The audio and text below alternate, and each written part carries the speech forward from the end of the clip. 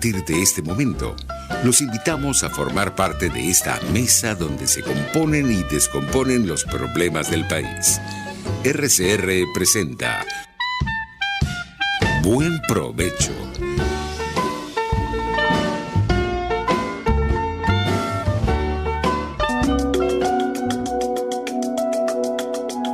Monitor de Derechos Humanos, con el abogado penalista Fernando Fernández.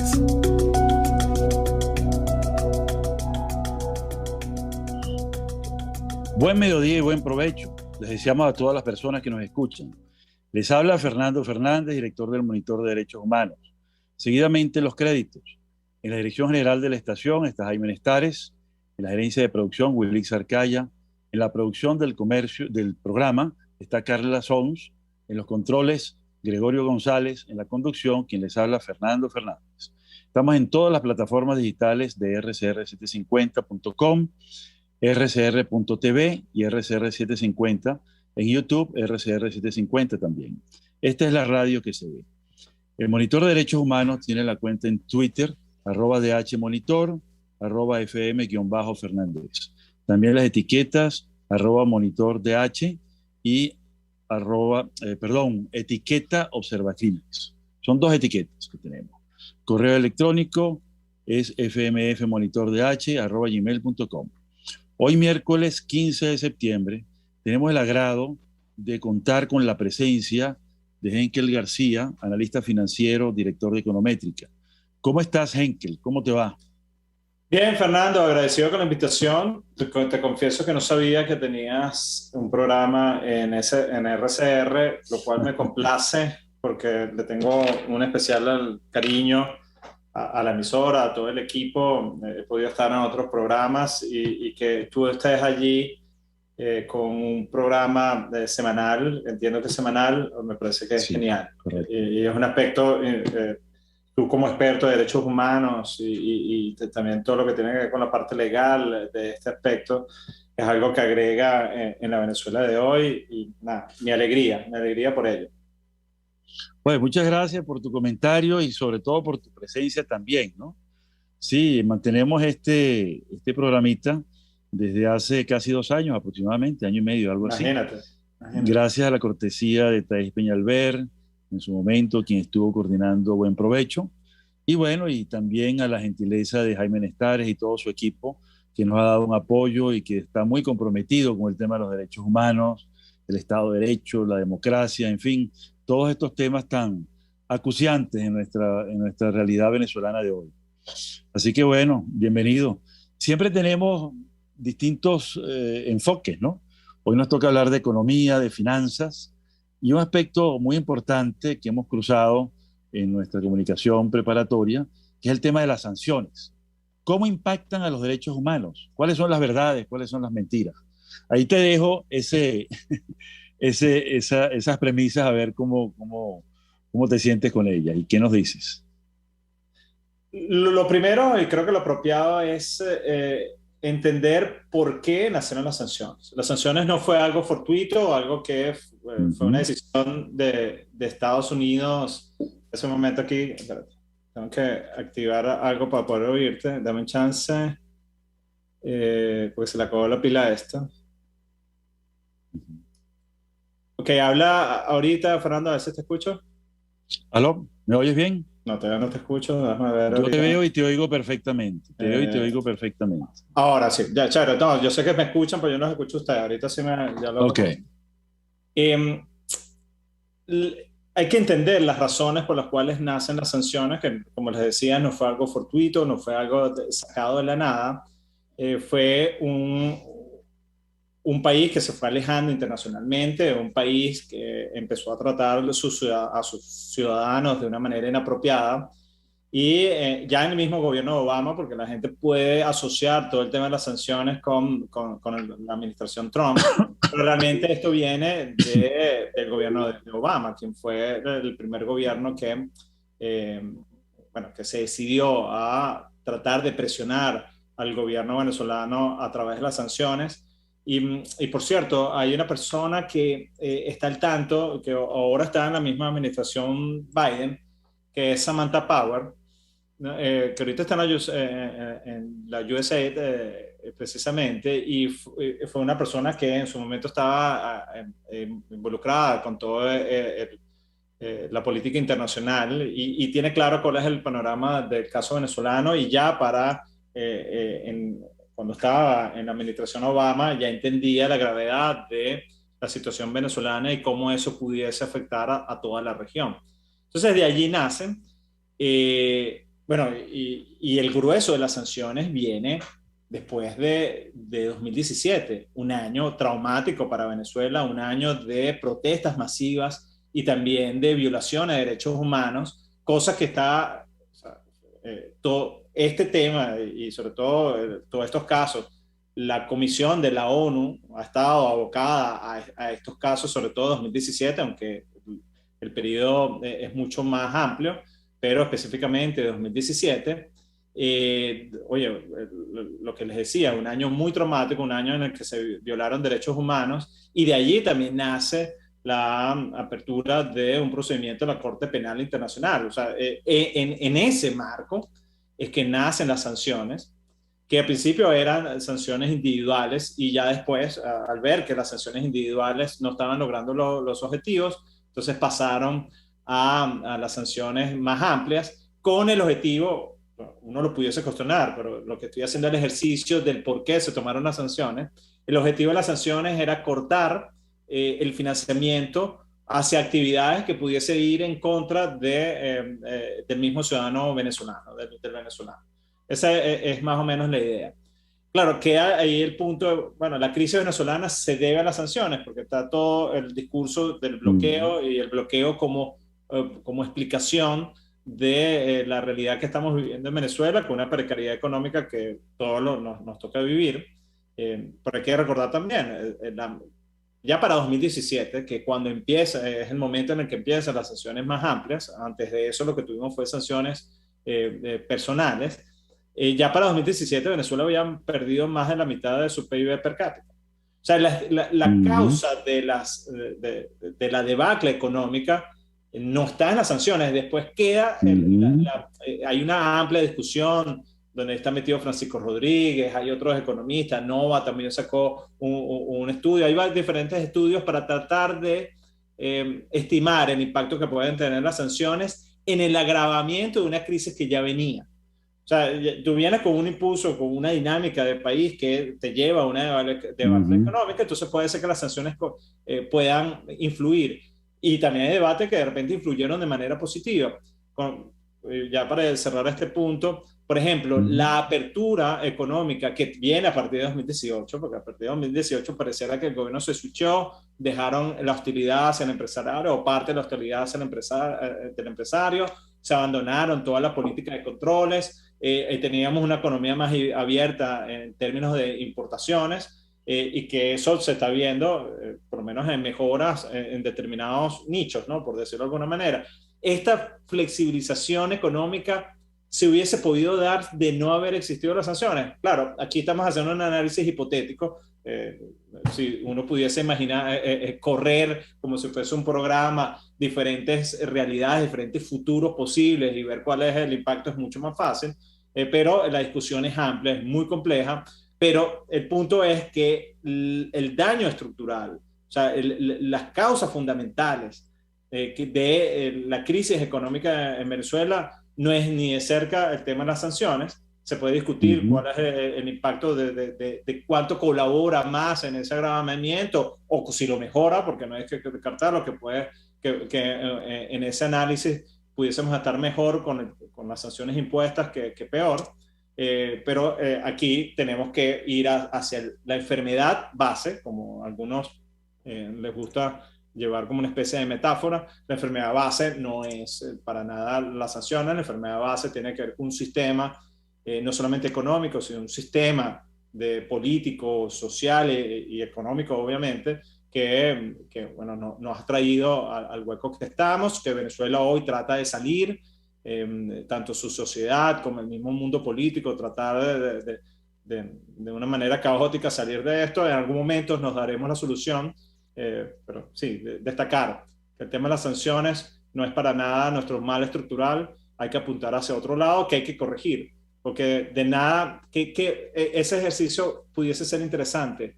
Imagínense que se desmontan las sanciones. ¿Cómo estaría el venezolano? ¿Qué pasarían con esos activos que están afuera, que congelados y que, bueno, por lo menos nadie le puede echar mano a eso? Hacer ese ejercicio me parece que es interesante porque, oye, si estamos así por el mismo sistema y hay pocos cambios en el sistema, entonces esperar que las sanciones y que se liberen de diferentes fondos y le puedan hacer uso a eso, ese uso va a ser distinto a los que se le hizo a otros. Y hay que verle la cara a los ingresos que tenía Venezuela. Venezuela, por explotación de petróleo, le entró $1.000.000.000.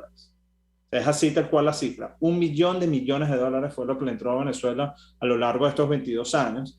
¿Y qué uso se le dio a eso? O sea, realmente esos fondos fueron utilizados para mejorar la calidad de vida del venezolano, cuando tenemos cerca de 6-7 millones de venezolanos afuera y un PIB per cápita que es apenas un tercio, un cuarto de lo que era en 1998, ni siquiera con respecto a 2013, sino con respecto a 1998, perdón, cuando el chavismo llegó al poder. Hay muchas preguntas, no es un tema fácil, no es un tema sencillo, no es un tema que hay que llevarle a frases simples, es un tema complejo y aquí creo que lo valioso es abordarlo y reconocer que es un tema muy complejo. Mira, la verdad es que bateaste de jonrón todas las interrogantes posibles, ¿no? Con tus respuestas. Hay un tema desde el punto de vista cronológico que es bien importante recordar, que las primeras sanciones fueron en el año 2005, con ocasión de la determinación de individuos pertenecientes al alto gobierno que participaban pues en relaciones muy extrañas, no explicadas, sin rendición de cuentas con elementos de las FARC, de las guerrillas, ¿no? Ah. Entonces ahí empezó, digamos, el tema de algunas sanciones individuales, ¿no? Luego vino la ley de 2014, una ley para la protección de los derechos civiles en Venezuela, en la época de Obama. En el 2005 estaba Bush, en la época de Obama, 9 años después estaba Obama. Se dicta esa ley, que es una ley bipartidista, además, ¿no? Estuvieron unidos los republicanos y los demócratas en ese sentido. Y luego de eso se han venido revelando cantidad de hechos que han dado motivo a las sanciones, ¿no? Yo en realidad en lo personal y como estudioso y estudiante del tema, no me pronuncio ni en favor ni en contra de las sanciones, ¿no? Así como tampoco me pronuncio en favor y en contra de fulanito o sutanito. Simplemente me interesa descubrir cuál es la verdad del tema, porque hay mucha propaganda, hay mucha noticia falsa, ¿no?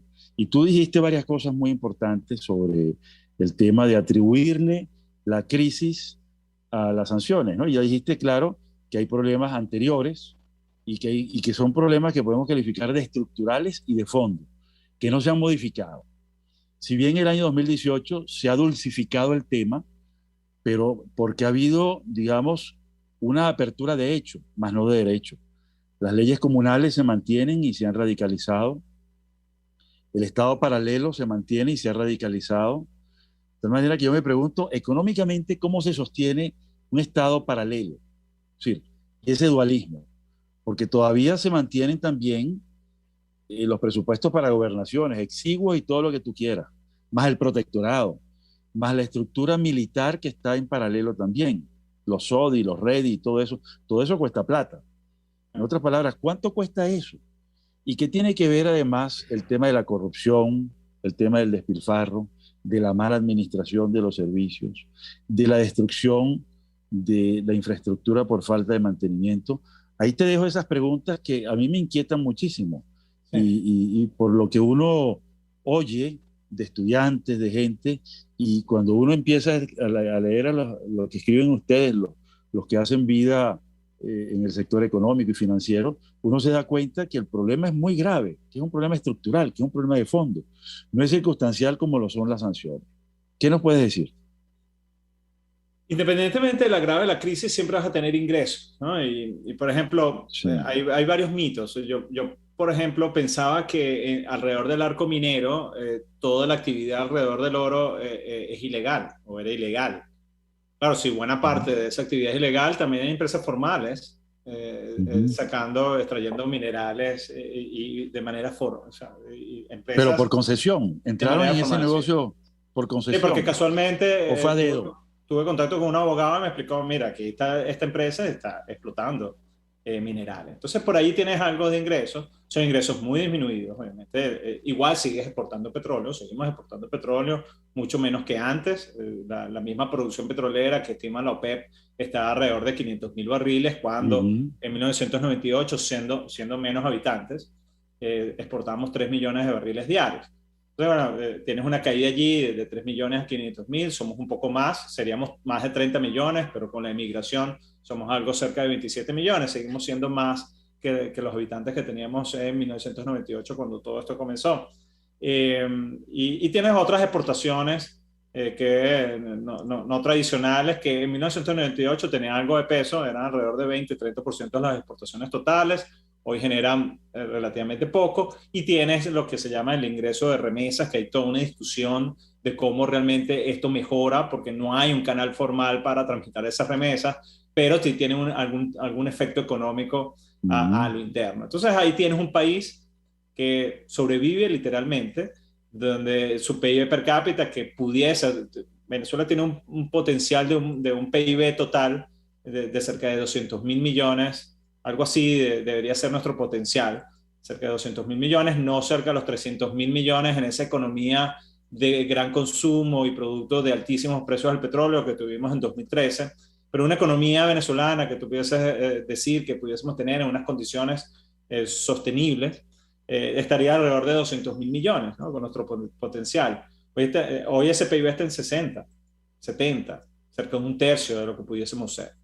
Eso revela la situación donde tienes a millones de venezolanos, familias enteras que se han ido del país a lo largo de todos estos años, y los que quedamos aquí con una economía mucho más pequeña, con una pobreza que en el COVID la mide, la pobreza de ingresos supera el 90%. La gente prácticamente gasta en lo necesario, en lo básico, en lo fundamental, y para eso es lo que da. Porque se habla, bueno, sí, a mí me da gracia, por ejemplo, ahorita que en la discusión de los 5.000 millones de los DEX del FMI. O sea, el tratar de hacer ver que con esos 5.000 millones ya tenemos como para solventar buena parte de la crisis económica de Venezuela, es no entender realmente lo que necesitamos. Venezuela, para tener una economía medianamente decente, necesita de ingresos decenas de miles de millones de dólares anuales. Y no lo estábamos obteniendo ni por la vía de la remesa, ni con las pocas exportaciones que tenemos. Entonces, para poder arrancar esta economía, vamos a necesitar financiamiento de manera masiva. Y eso se logra con un país, con un sistema, con esa estructura totalmente diferente, un país sólido institucionalmente, un país que tenga un mínimo de acuerdos para garantizar estabilidad política y social por lo menos 4 décadas adelante, para que allí se vean los resultados. Nos falta muchísimo. Entonces sí, tenemos ingresos, pero ingresos para que seamos lo que somos hoy, una economía muy, muy precaria, que por cierto es muy desigual, porque ver ciertos grupos que están teniendo ingresos que no son poca cosa, pero la mayor parte de la gente con ingresos muy, muy precarios, quizás algo poco mejor de lo que teníamos en 2018, 2017, producto de la misma flexibilización obligada que ha tenido que hacer el gobierno, pero muy lejos de lo que puede ser un ingreso decente, y ni hablar de los profesionales. O sea, si hay un grupo que ha sido realmente perjudicado por toda esta aventura, ha sido el profesional venezolano, y para nombrar un caso emblemático, el de los profesores y profesores universitarios.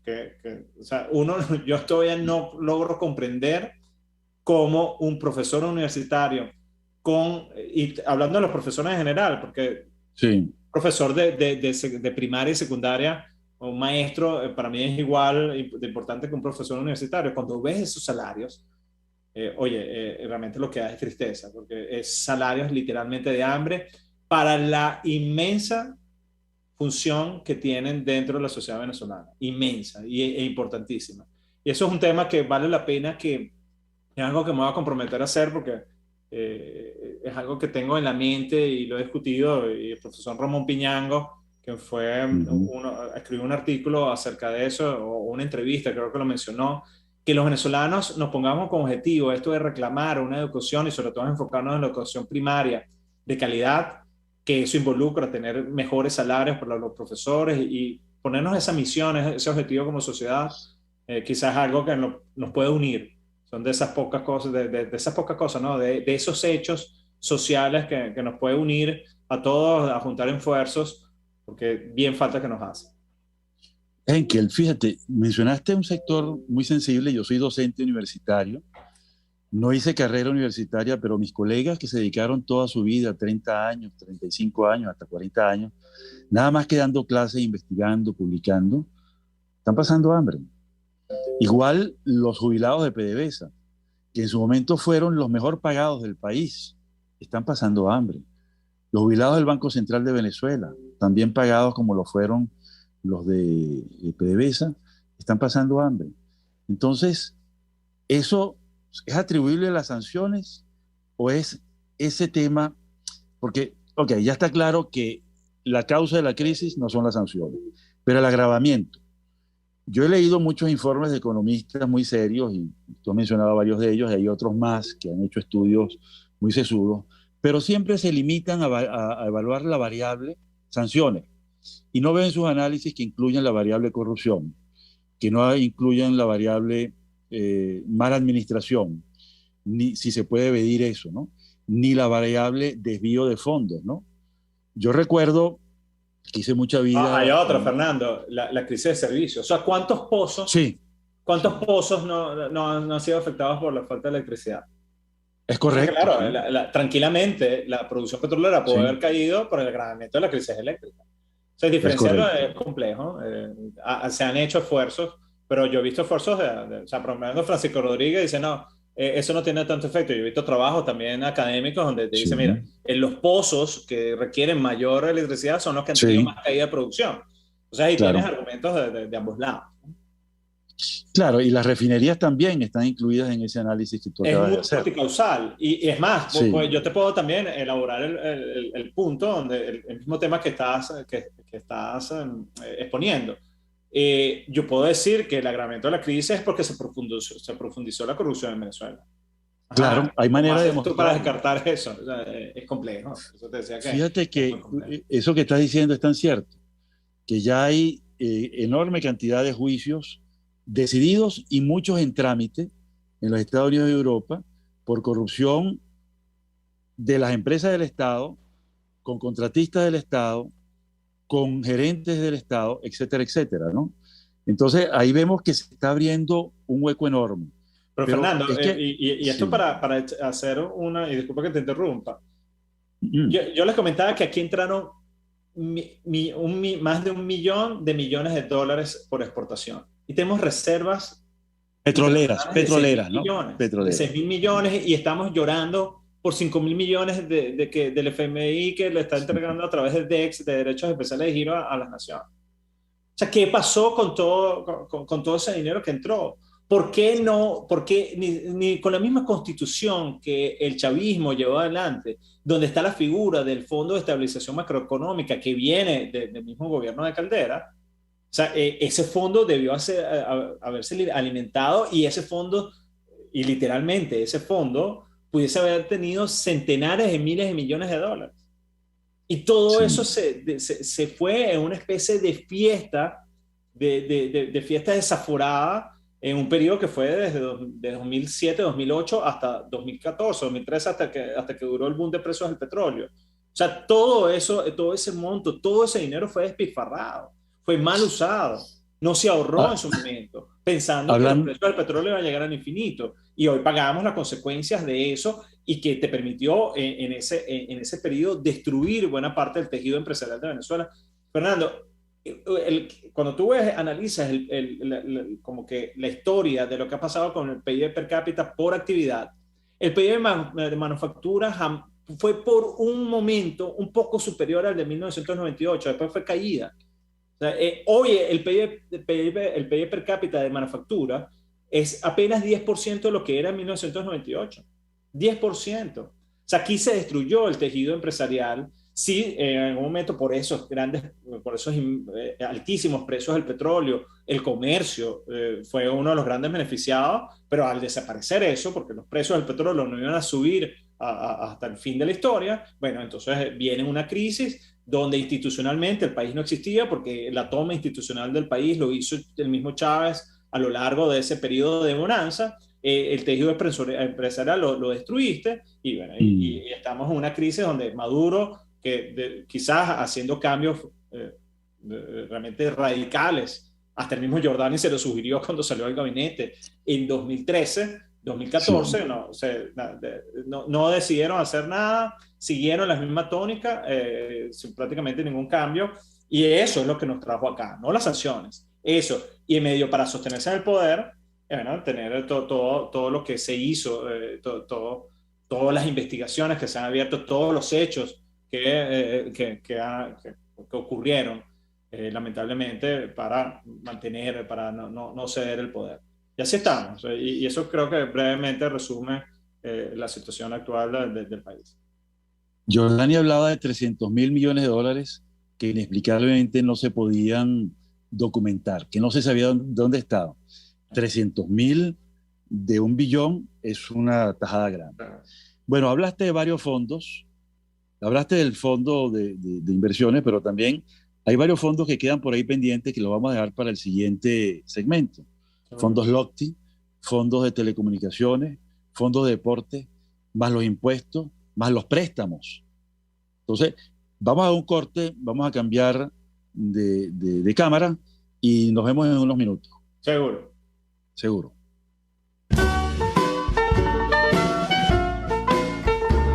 Escuchas Buen Provecho por RCR 750, la radio que se ve. Sintonícenos a través de Periscope, @RCR750, la radio que se ve. Sufrir de intestino irritable, reflujo, gastritis o cualquier otra patología gastrointestinal ya no será un problema. La doctora Criselis Gómez, gastroenterólogo, te ayuda en la prevención, diagnóstico y tratamiento de enfermedades digestivas y estudios endoscópicos, diagnósticos y terapéuticos. Mejora tu salud gastrointestinal con la doctora Criselis Gómez, @gastro-salud. Haz tu cita al 0424-198-0043 o visítala en Santa Paula, Plaza 1. Doctora Criselis Gómez, gastroenterólogo.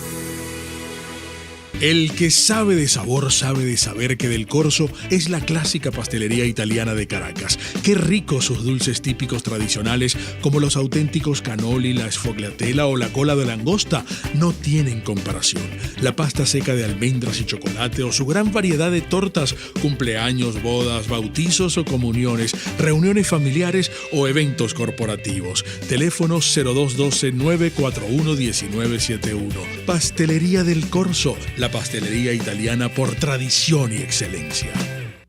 Les saluda Andrés Velázquez y los invito cada miércoles a sintonizar un programa que aborda de cerca la actualidad política y social del país. Contigo, Andrés Velázquez. No te lo pierdas. Contigo, Andrés Velázquez, solo por RCR 750, la radio que se ve.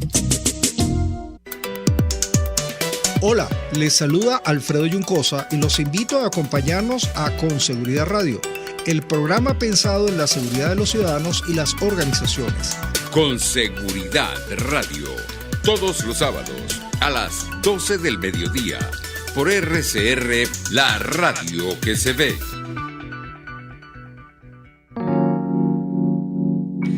Hola, les saluda Mónica Pupo y los invito a acompañarnos a Diafragma 5.6 Radio, la fotografía que tú escuchas, el único programa de radio dedicado para la fotografía y los fotógrafos. Diafragma 5.6 Radio, todos los sábados a las 11 de la mañana, por RCR, la radio que se ve. RCR 750 AM, porque lo bueno une.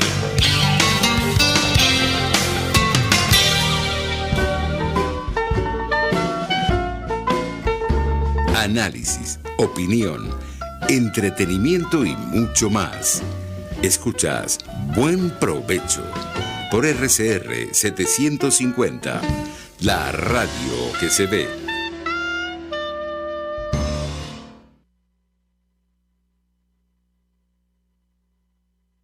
Aló, ya estamos en sintonía nuevamente en este nuevo segmento de Monitor de Derechos Humanos. Habíamos dejado al aire una pregunta para nuestro invitado de hoy, Henkel García, quien es analista financiero y trabaja en Econométrica, es su director. Además, una persona muy activa en las redes sociales con los temas financieros, los temas económicos, muy preocupado por la realidad del país. Henkel, ¿qué ha pasado además de los ingresos petroleros que superaron el billón en castellano, es decir, el millón de millones de dólares? ¿Qué ha pasado con los fondos LOCTI, con los fondos de telecomunicaciones, con los fondos de deportes, con todos esos fondos paralelos, además de los impuestos, además de los préstamos que tomó Venezuela del exterior? ¿En qué se gastaron? ¿Dónde están? ¿Cómo están representados? Tienes la palabra. Una de las enseñanzas que nos debe quedar de todo esto, Fernando, es la necesidad de contrapesos de poder. Correcto. Acá se hizo todo lo posible para bypassear cualquier control, y hay que recordar la figura del Fondem, que no la nombraste, pero para mí es fundamental en todo este juego, porque el Fondem manejaba de manera discrecional buena parte de los ingresos del país. De hecho, manejó de manera discrecional buena parte de los ingresos del país sin mayor control. O sea, cuando tienes un país institucionalmente débil, que es como está Venezuela ahora, cuando no tienes suficientes contrapesos de poder, cuando la sociedad es débil también y no puede funcionar como también una contrapartida a ese inmenso poder que tiene el Estado, bueno, pasa lo que nos está pasando. Entonces, no hay manera de hacer Contraloría cuando tú empiezas a asociar, a relacionar todos esos ingresos que se tuvo con lo que ves en la calle a nivel de infraestructura. Tú dices, mira, aquí pasó algo que no se entiende, ¿no? Porque si lo vieras en obras, tampoco hay que llegar al absolutismo donde no se hizo prácticamente nada, porque creo que ahí se cae con una discusión hasta tonta, pero cuando ves lo poco que se hizo con lo mucho que se obtuvo, tú dices, mira, aquí pasó algo raro que es imposible saber. Es imposible saber, yo no te puedo decir, mira, se lo robaron en tal y tal cosa. Lo que sí hay, por ahí algunas cuentas que hacen seguimiento de un conjunto de obras que supuestamente se pagaron y nunca se ejecutaron. Y de hecho, lo vemos alrededor de todo el suelo del territorio nacional. Quien vaya a Valencia, o sea, ves toda esa estructura de un tren que jamás ha funcionado. Si bajas a Guatire, Guarenas, ves la estructura de un metro que jamás ha funcionado. Y eso hay un poco de casos a lo largo de Venezuela, donde con esa excusa de hacer obras, entonces muy probablemente esos fondos hayan sido desviados no al mejor uso. Y a esto hay que agregarle también, en todo este proceso y para poder financiar un gasto público que es insostenible, el chavismo destruyó el Bolívar, literalmente lo pulverizó. O sea, todos estos fondos que tú mencionabas de la LOPS y tal, eran fondos en bolívares y todos esos desaparecieron porque destruiste al Bolívar. Literalmente lo pulverizaron, y eso es otra de las gravísimas consecuencias que tenemos, porque tener una moneda propia bien llevada te genera más beneficios que perjuicios, que cosas negativas. Y en eso andamos.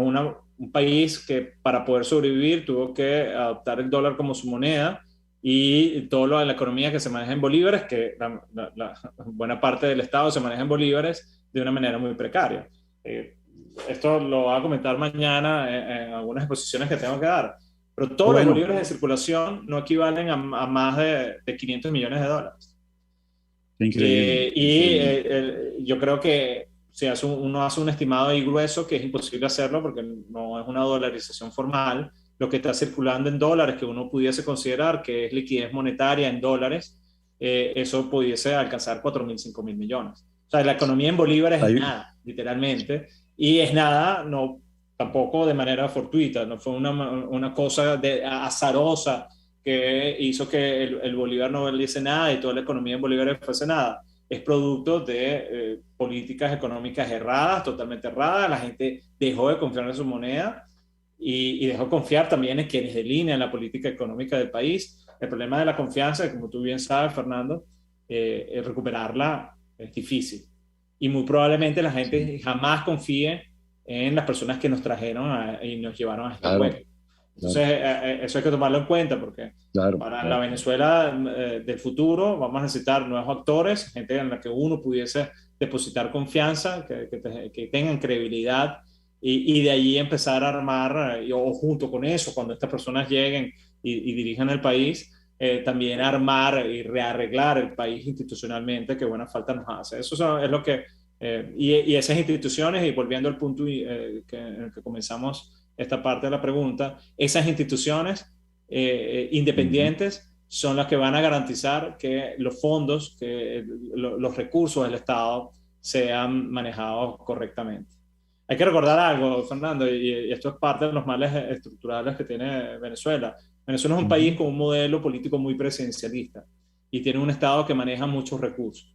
Esa combinación no es buena, porque con un presidente con tanto poder y manejando tantos recursos los va a utilizar para beneficio propio, para beneficio de los grupos que están alrededor del poder.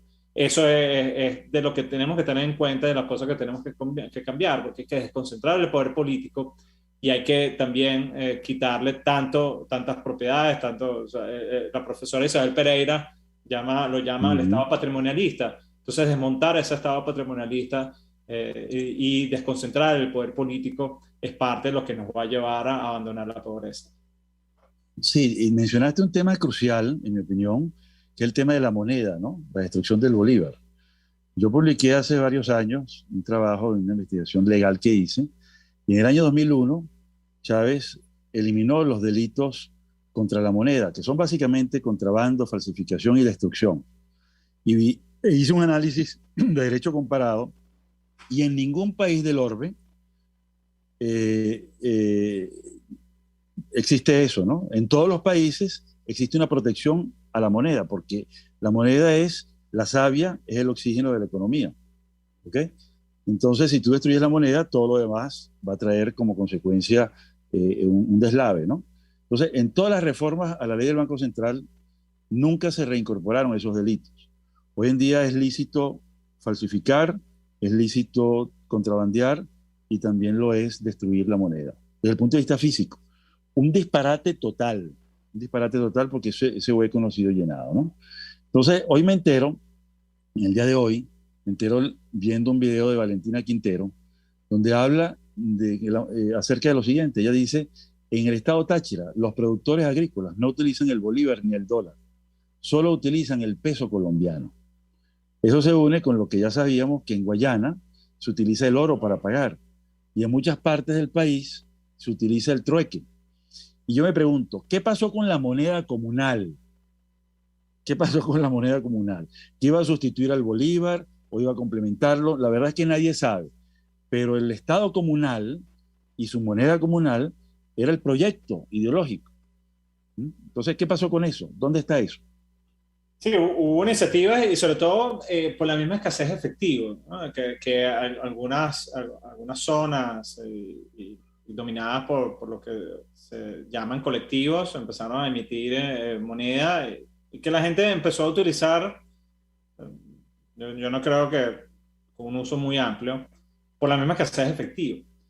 De hecho, la escasez de efectivo en bolívares es la que nos impulsa y fue una de las razones que aceleró que utilizáramos el dólar como moneda en suelo venezolano. ¿Por qué te lo digo? Porque la misma hiperinflación es la razón base. O sea, la hiperinflación te obliga a tener una referencia estable en el tiempo y eso hace que los actores económicos decidan agarrar esa referencia estable y normalmente es una moneda de reserva. En el caso venezolano, por estar en este lado del continente y por las relaciones históricas y comerciales que hemos tenido con Estados Unidos, adoptar el dólar fue una cosa bastante sencilla. Pero ese brinco cuántico, el uso del dólar, ocurre precisamente en los apagones de 2019, en marzo. ¿Por qué? Porque cuando ocurren los apagones, no había puntos de ventas, no teníamos efectivo en bolívares, y prácticamente la única manera de pagar eran los dólares que muchísimas familias tenían allí guardadas, porque claro, si bien no era una unidad de intercambio en suelo en Venezuela, sí era una manera de tener como reserva de valor. De la gente desde los 80, bueno, Fernando, tú un poquito mayor que yo, pero tampoco tan lejos, pero aquí los venezolanos desde los 80 está ahorrando en dólares, y era su moneda para conservar valor. Bueno, era tradicional que la gente tuviese algo de dólares allí en sus casas, y eso fue lo que empezó a utilizar para poder comprar bienes en una época muy dura, muy dura. Y ahí bueno, de hecho hay que recordar, desde ese momento hay cadenas de supermercados que empezaron a aceptar el dólar y hasta el sol de hoy aceptan dólares. Con esto les quiero recordar que el uso del dólar fue impulsado en cierta medida, además de la hiperinflación, por, bueno, primero la precariedad de los servicios públicos, porque todo colapsó, todo el sistema eléctrico nacional, y también, entre otras de estas causantes o causas, está que no teníamos efectivo. Venezuela no maneja efectivo en bolívares desde hace muchísimo tiempo. Y eso es responsabilidad del Banco Central de Venezuela. Y bueno, cosas de lo que pasa aquí en Venezuela, que, ojo, y si tuviésemos efectivo suficiente, pudiese ayudar hasta transaccionalmente mucho al venezolano, porque la gente paga en bolívares, en dólares principalmente, pero para complementarlo tiene que hacer magia, o tratar de hacer una compra justa, o bueno, lo complementa con pagos a través de tarjeta electrónica, pero el efectivo pudiese ayudar mucho en eso, ¿no? El efectivo en bolívares, pero nada, todavía es un problema que pareciera que va a estar un buen tiempo. Sí se ha mejorado en los últimos meses, para ahora viene una reconversión, vienen nuevos billetes, y cuál es la proporción de billetes que va a emitir el Banco Central de Venezuela lo desconozco. Ojalá hubiese algo de sensatez y tuviésemos índices efectivos que realmente sean que le beneficien, que le faciliten la vida a la gente. Lo que hemos visto en los últimos años ha sido todo lo contrario. Es siempre una complicación. El sistema de pagos en Venezuela está... hacer transacciones en Venezuela es complicadísimo, es increíble. Estamos en el siglo XXI con una tecnología donde la gente paga directamente en sus teléfonos, en otros países con códigos QR, y aquí en Venezuela es literalmente un dolor de cabeza hacer transacciones que en otras partes del mundo son sencillas. Sí, has dicho unas cosas realmente centrales en este tema, ¿no? Además hay un tema para los negocios, no hay crédito, ¿no? No hay préstamos. Eso es un tema mortal para una economía, que no funcionen los préstamos, desde las tarjetas de crédito para arriba, los préstamos personales, hipotecarios, empresariales, etcétera, ¿no? Pero hay un tema que a mí me llama mucho la atención sobre la inflación. Cuando hubo la primera reconversión en el año 2008, que se quitaron 3 ceros, según lo que he podido leer de algunos economistas, el año 2008 cerramos con una inflación del 30%, ¿no? Yo dije, bueno, ¿y cómo era la inflación en el mundo en ese entonces? ¿Estábamos tan mal? Bueno, y encontré un análisis que decía que en el mundo entero, promediado, la inflación no había subido del 2.8%, es decir, no llegaba al 3%. Es decir, en otras palabras, ya el tema del costo de la vida para el ciudadano común y corriente, para la clase media y para el pobre era algo insoportable. ¿Es cierto esto que estoy comentando o es una especulación mía? Sí, ¿Qué tienes que decirme? La inflación mundial, la tendencia que ha tenido en los últimos años es disminuir, ¿no? Pues esto lo digo porque con el auge de criptomonedas, entonces parte de una narrativa que la inflación alrededor del mundo es un problema, pero realmente la inflación es un problema en muy pocos países. Venezuela, uno de esos pocos países. Y sí recordar, prácticamente la única herramienta que ha utilizado el gobierno para contener la inflación fue precisamente desaparecer el crédito bancario. Con eso, para lo que ellos ven, con eso controlan los agregados monetarios, no hay... Eso te desmonetiza un país, como ha ocurrido. Te hace que el financiamiento de las empresas desaparezca por el lado del pasivo, Entonces las empresas tienen que financiarse con su propio flujo o con lo que puedan aportar sus accionistas. Esa es la principal forma de financiamiento. Es decir, el costo en economía real de desacelerar la inflación en Venezuela ha sido altísimo. Ha sido la destrucción de buena parte del aparato productivo nacional. Algo, oye, que cuesta entender. Y en eso andamos todavía. Lo único bueno, si uno puede rescatar algo de todo esto, es que no hay empresa apalancada, no hay persona apalancada. O sea, de las personas que están escuchando ahora, cuando ven su lado de pasivo, o sea, tu balance general que tiene, por un lado activos, por el otro lado tienes pasivo y patrimonio. Tu lado de pasivo nadie en Venezuela tiene nada del pasivo, nada. Todos tus activos son productos de tu esfuerzo, no hay pasivo. No tienes ni deuda de tarjeta de crédito, no tienes deuda con el banco, no tienes deuda de tu carro, no tienes nada de deuda. Las empresas igualito. O sea, tienes por un lado activo y por el otro lado prácticamente todo patrimonio. Eso es relativamente bueno por lo siguiente, porque hay espacio para apalancarse. Entonces, claro, no tenemos las condiciones todavía para que el crédito bancario empiece a crecer en términos reales, porque para eso necesitas confianza, necesitas mucho más de lo que tenemos. Pero cuando las condiciones puedan darse, entonces vamos a poder financiar y ese efecto de incremento en términos reales del financiamiento y específicamente del crédito bancario, eso va a tener un efecto positivo en la economía y fue una de las cosas que nos va a impulsar. Porque el funcionamiento de las empresas va a dar para el repago de esos créditos. Eso es otra Venezuela que ojalá esté pronto por llegar, pero es de las cosas que tenemos allí como potencial que debemos aprovechar en su momento. Sí, a mí me llama mucho la atención algunas de las cifras que tú mencionas, ¿no? Tú mencionaste el primer segmento en COVID y los análisis que ellos hacen de empobrecimiento del 96% de la población, de los cuales un 79% vive en pobreza crítica, extrema, pues ya en la menesterosidad total, ¿no? Pero, ¿qué pasa con ese 4%? Evidentemente, con esas cifras, te quieren decir en COVID que no hay clase media. Porque hay muchísimos pobres, un porcentaje altísimo y mayoritario de pordioseros, para llamarles de alguna manera, lo cual viola los derechos sociales, económicos y culturales de todo el mundo. Pero hay un 4%. Ellos viven de ese ahorro que tú mencionas. O se puede hablar de que hay lavado de dinero, se puede hablar que hay lavado de la corrupción. ¿De dónde provienen esos fondos? Hay de todo, y la respuesta también va como de la mano de dónde salen los dólares que están circulando en la economía. Es multicausal, ves de todo, ves gente que realmente lo está haciendo de manera honesta, de manera legal, hay gente que producto de lavado, hay de actividades ilícitas, hay literalmente de todo, hay de ahorros, pero lo que sí, ese pequeño porcentaje que uno ve es gente que está pudiendo producir de manera, bueno, por ejemplo, algún dueño de bodegón o de empresas de alimentos que son de las que le está yendo mejor en estos momentos, tranquilamente pueden tener unos ingresos importantes que...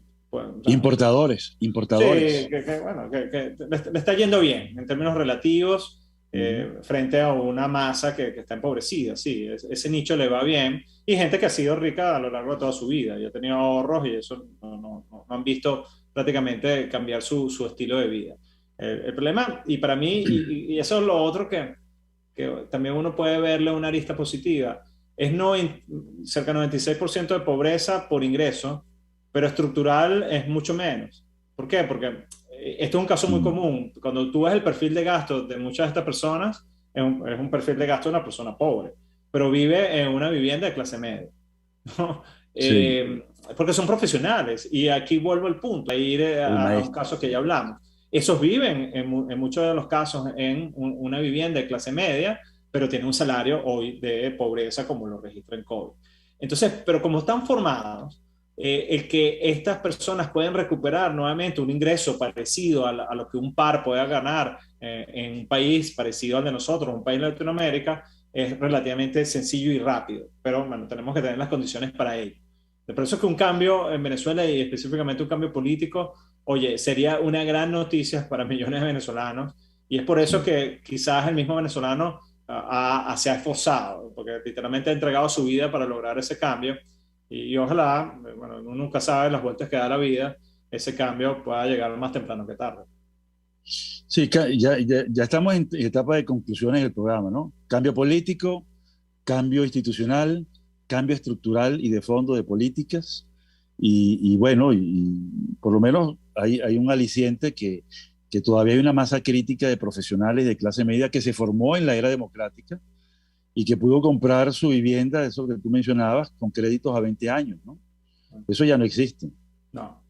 Ojalá aparezca. Se ve ese contraste. Ojalá aparezca, porque, oye, lo que pasa es que yo vengo de una generación que realmente le tocó duro ser profesional en Venezuela, porque viendo a nuestros padres que se pudieron superar y o sea, escalaron desde el punto de vista social y profesional, a nosotros nos tocó muy duro porque tener un estilo de vida muy parecido al que teníamos cuando éramos niños era prácticamente imposible. Por ejemplo, ¿cómo un profesional hace para comprarse una vivienda hoy en Venezuela? No. A pesar de que están baratísimas en términos relativos, porque hay viviendas que por las mismas circunstancias están baratas, pero acumular 20.000, 30.000, 40.000 dólares es prácticamente una tarea imposible en la Venezuela de hoy.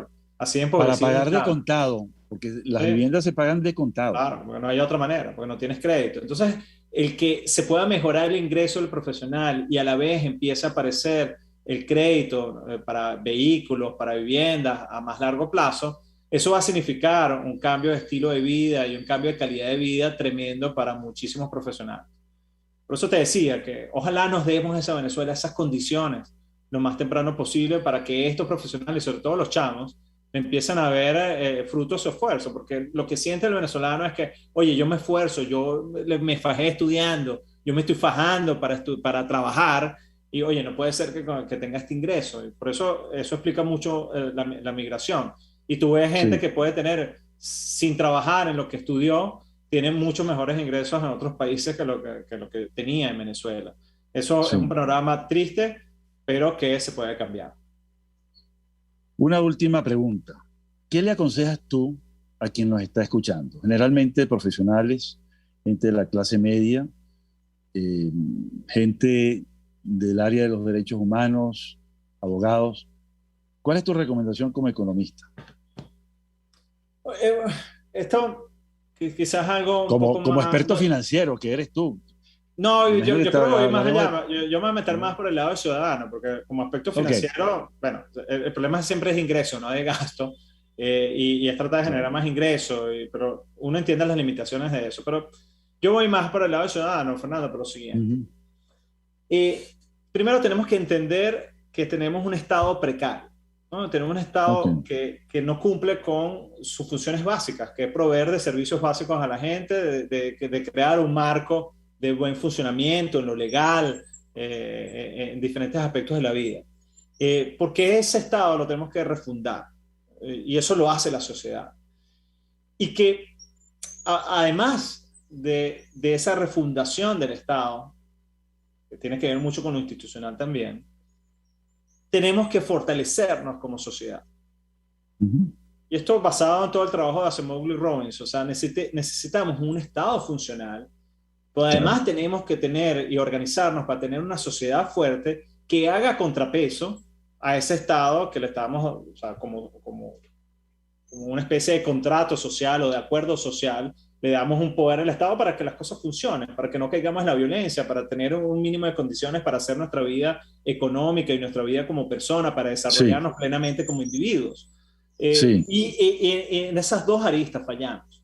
Pero para ya darle una nota positiva, lo que estoy encontrando yo en diferentes instancias donde me toca intervenir es que hay mayor conciencia. El venezolano hoy es muy distinto al de décadas atrás. Ha agarrado conciencia. La misma crisis nos ha llevado a quizás a ser menos jocosos, a sacrificar algo del humor que era característico del venezolano de antes, pero con algo mucho más realista, algo que nos lleva a pensar que las cosas cuestan, que las cosas requieren esfuerzo, y que lo que necesitamos son condiciones para que podamos por nosotros mismos valernos y desarrollarnos plenamente. Y eso tiene que ver con un Estado funcional y una sociedad que le haga contrapeso a ese Estado. Y eso, pensar en eso. Quizás me fui por un lado que no es tanto financiero, pero oye, sin eso, Claro, hablar de lo claro. financiero es algo que no tiene mayor sentido. Claro, mira, me siento muy feliz de este programa. Has dado unas pautas muy interesantes y dado unos datos también importantísimos, vitales, ¿no? Estoy seguro que tendremos ocasión de volver a hablar y continuar con este diálogo tan interesante. Nos tenemos que despedir. Muchísimas gracias por tu apoyo en este Saludos a programa todos. Gracias y por la invitación. nos vemos en la próxima. Un gran abrazo. Saludos. Monitor de Derechos Humanos, con el abogado penalista Fernando Fernández.